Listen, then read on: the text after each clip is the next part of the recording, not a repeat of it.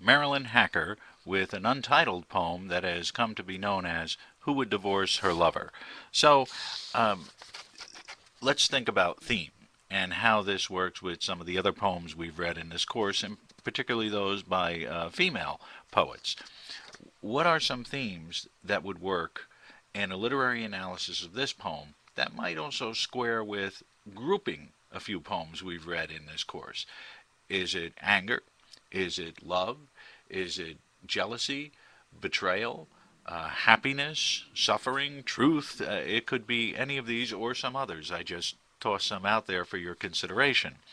So, what are some questions we might ask about this poem? I mean, it begins with, who would divorce a lover with a phone call? You did. Like that. It's finished. Done.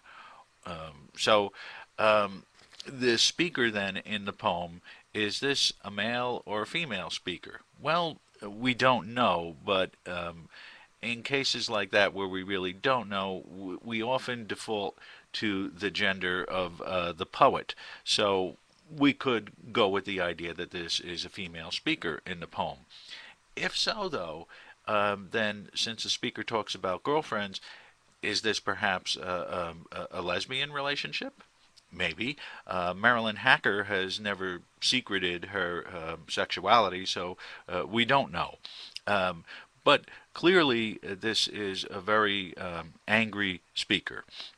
And so, especially with the end, you closed us off like a parenthesis and left me knowing just enough to miss.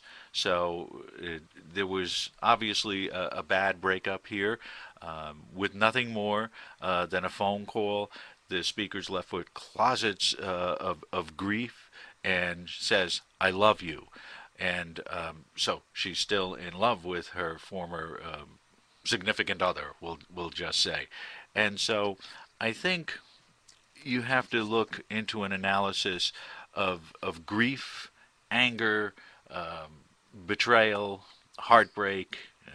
All these things work very well. And if indeed it isn't a traditional male-female relationship, if it's a lesbian relationship, then we can go back to the idea of the construction of gender roles and the freedom to perhaps speak more openly about gender roles.